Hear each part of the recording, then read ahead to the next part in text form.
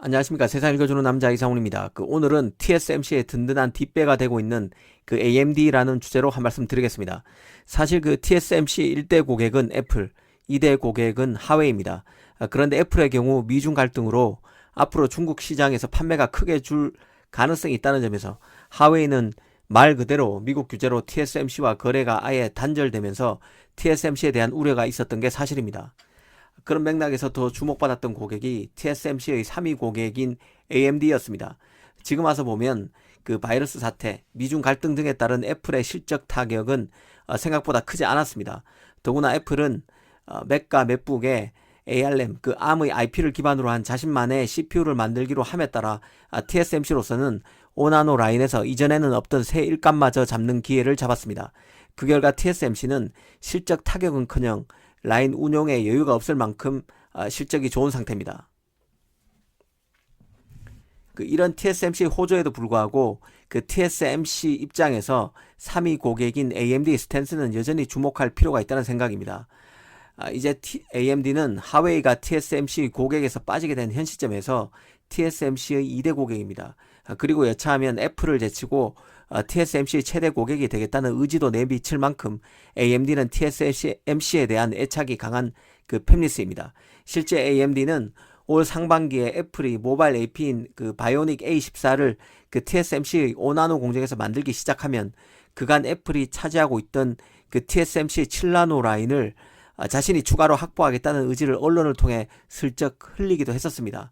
물론 바이러스 사태로 애플의 5나노 공정 활용이 하반기로 밀리면서 이런 계획은 수포로 돌아갔습니다. 하지만 그만큼 AMD가 비즈니스 파트너로서 TSMC를 최고 우선순위에 두고 있음이 드러났다고 볼 수 있습니다. 이런 AMD의 스탠스는 최근 엔비디아와 퀄컴 등의 행보와는 사뭇 다른 것입니다. 엔비디아는 8나노 암페어 GPU를 삼성에 넘겼습니다. 이 퀄컴도 최고 사양의 모바일 AP인 스냅드래곤 875를 삼성에 맡겼습니다.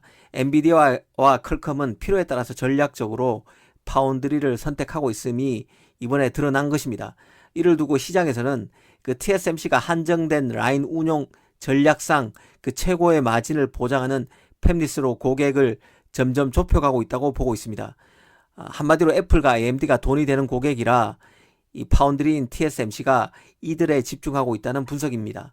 이에 비해서 추격자인 삼성은 이 반도체 칩 제작 수요가 폭발하고 있는 데 따른 낙수 효과를 노린다는 점에서 차이가 난다는 것입니다.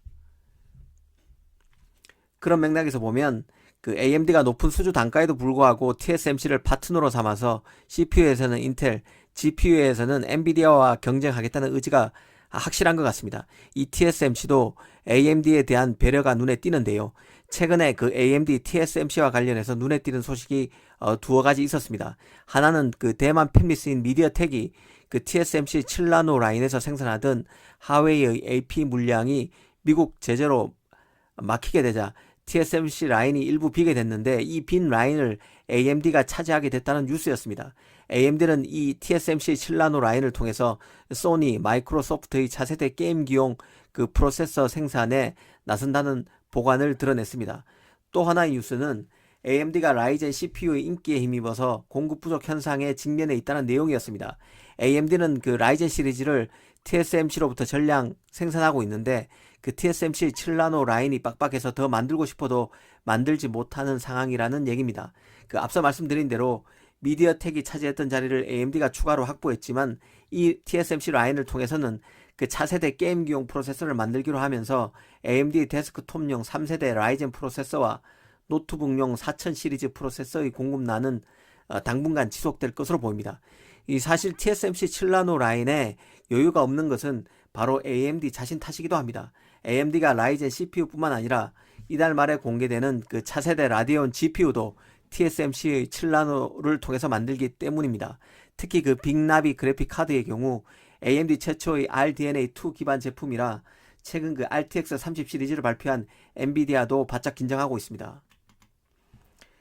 더구나 AMD는 TSMC의 7나노만 쓰는 게 아닙니다. 내년에 나오는 차세대 프로세서 4세대 라이젠 시리즈는 5나노 공정을 통해서 만들어집니다. 특히 TSMC는 AMD의 CPU 제작을 위해서 5나노 공정에서 더 진화된 5나노 플러스 공정을 마련했습니다. AMD를 위한 그 5나노 맞춤 공정이 바로 5나노 플러스 공정입니다. 지금 구조를 보면 AMD가 성장하면 TSMC가 웃을 수 있는 구조입니다.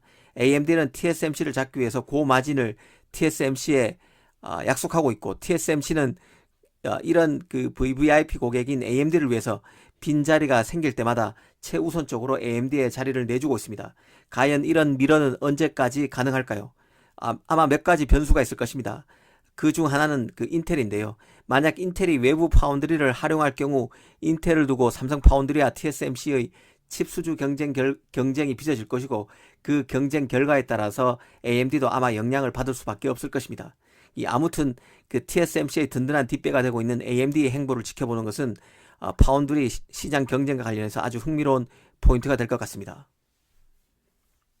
감사합니다.